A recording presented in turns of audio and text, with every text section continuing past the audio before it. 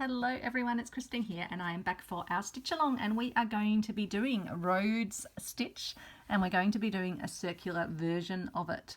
So apparently Rhodes stitch is usually worked on plain fabric and forms a square, often on canvas fabric, but we're going to be doing a circle form today because that's what's in our A to Z of embroidery stitches that we are following along with. So I've drawn a circle using my friction marker, which erases with heat, but we'll be actually stitching over the whole outline anyway. And I just used the bottom end of a thimble, a plastic sort of silicone thimble, which I don't really use thimbles that much. I haven't got into being able to kind of enjoy having them on my hand. So we're going to come through, I'm just using 6 strands of embroidery floss, so it is nice and bold. And we're going to work around and do split stitch all the way around. So for split stitch, you're just popping through halfway up through the previous stitch and then going forward and just keep working your way around that. So that's going to form the border of our Rhodes stitch circle. And it gives you that nice raised effect because when you then lay your other threads over the top of it, they sort of sit up a little bit from the fabric. And it also just gives you a really nice even outline for outlining things. Different to outline stitch, of course, which we learnt quite recently as well, or refreshed ourselves on.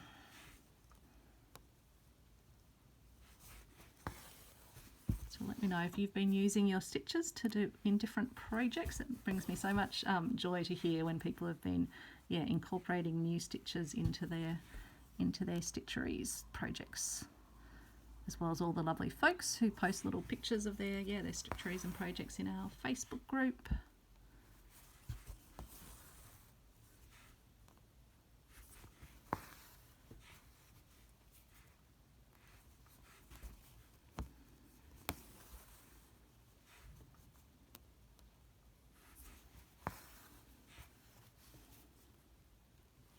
Quite a humid day here. I thought it was going to rain before. I'm filming this on Saturday, so I needed to restock my videos ready for the week ahead. And yeah, I thought it was going to rain before, it didn't, and now it's getting quite humid. Wasn't even sure whether to do a load of washing and hang it outside, but I'm thinking I probably should have, because it probably would have dried.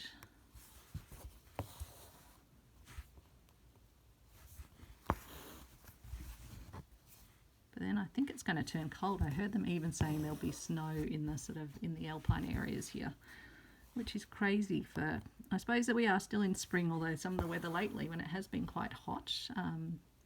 The other day it was definitely very warm. Makes you sort of, not think that you'd be having snowfalls. Makes you think that summer has come early, which I think they are projecting a very hot summer. Not sure if it's predicting or projecting. If anyone's a meteorologist out there watching, let me know. Do meteorologists project or predict? I've worked with demographers who work on population scenarios, and they definitely project. They get a little bit offended actually if you say predict, so maybe meteorologists are the same as well. So we're just working our way around doing those split stitches where you pop up halfway along your stitch and then continue forward.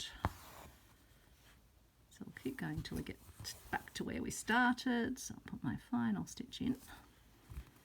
I'll leave my thread threaded and continue on in the same colour for the next bit of the process. So we've managed to bring an end through, so I'll just pull that end back to where it's meant to be. Oh, we've still got an end that's trying to come through the fabric somewhere. That's that little bit there, I think. Sorry, I'm off camera. I'm just trying to stop that little endy bit being through, but I think I've fixed it now. Good-o. So we're going to pop through at the top, just outside where our circle is, and then we're going to come down to the bottom, and I can see I've got another little red thread caught there. Don't think that's part of the fabric, but I think it'll get covered anyway. So, and then we're going to take our needle back into the back, directly below that first stitch up the top and just outside of where we've done our circle. And then I'm going to come to the left of where I popped out at the top, again just outside the circle, and then bring my thread down just to the right of where that first thread was laid. And we're just going to work our way around the circle doing that exact movement. So laying our threads down so that they're starting to rotate around. So to the left of the one at the top and to the right of the one at the bottom. And always laying it down on the taking the needle to the back just outside where the split stitch is.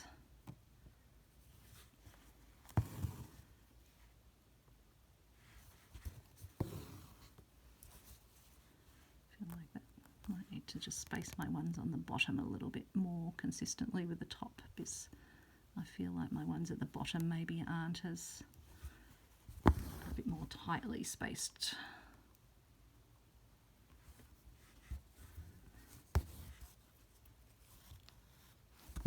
Just get rid of that thread that's trying to catch itself in the design.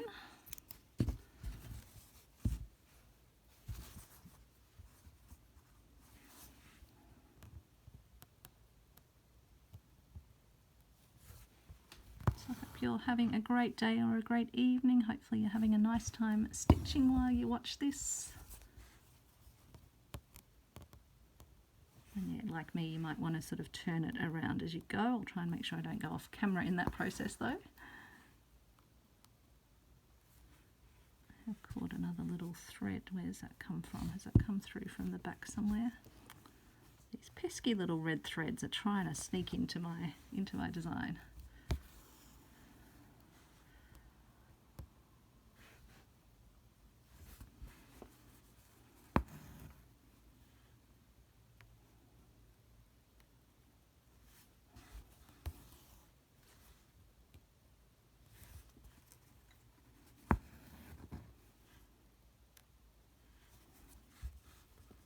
I underestimated how much thread this would have required, but I can always just rethread my needle and continue on.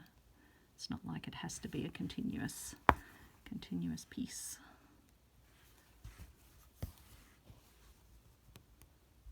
But yeah, make sure you're not using just a scrap of thread, because you will need quite a lot of thread if you're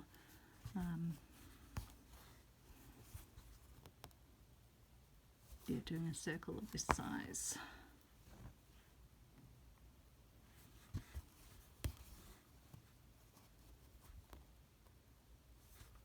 Didn't quite lay flat. I think that will be my last one with this bit of thread, and then we'll thread up. Just stitch this behind to anchor it.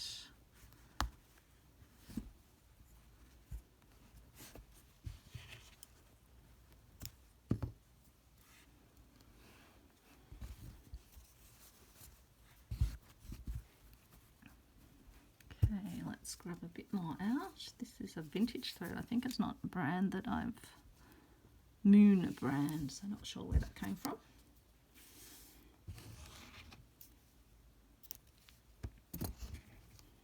It's not one that I've seen often in my collection, not one that I've brought new, definitely. Could be a Sewing Lair goodie or a purveyor of reclaimed textiles. Picked up a little bag of goodies from her today. Well, I think she's actually at an event in Castlemaine or something, but she'd left them out for me to pick up. The lovely Melanie from Purveyor of Reclaimed Textiles here in Melbourne. So again, just following around, putting the stitches. Always going to the outside of your split stitch border, and as you can see, it gives you a really lovely raised effect.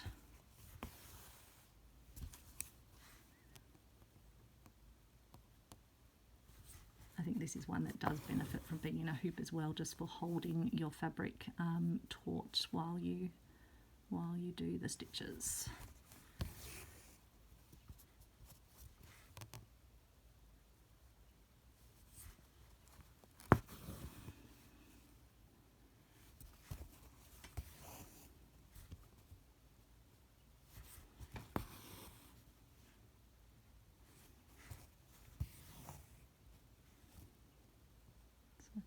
I haven't been quite spacing them evenly because, as you can see, we've got more of a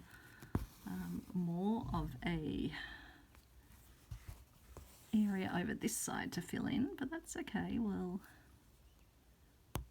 we can fix it as we go, I think.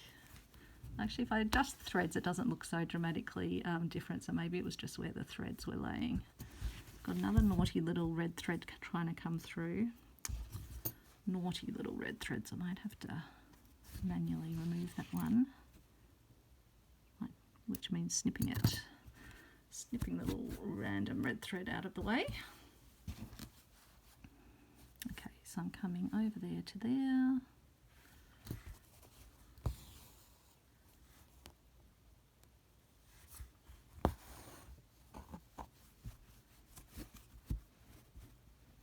Yeah, I think it might actually just be how the threads are sitting across the centre, possibly. Maybe I haven't been quite so skewy with my laying of the threads.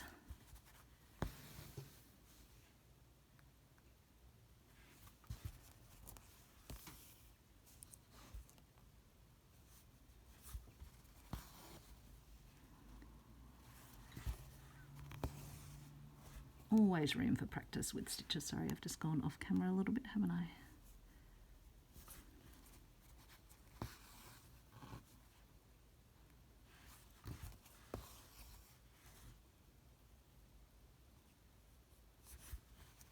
So I think this will be our final stitch. You want it to just lay to the right hand side of where your last stitch. So it does sometimes help just to give your stitches a little adjustment as you go. But yeah, that's a really lovely little raised circular effect that you can get.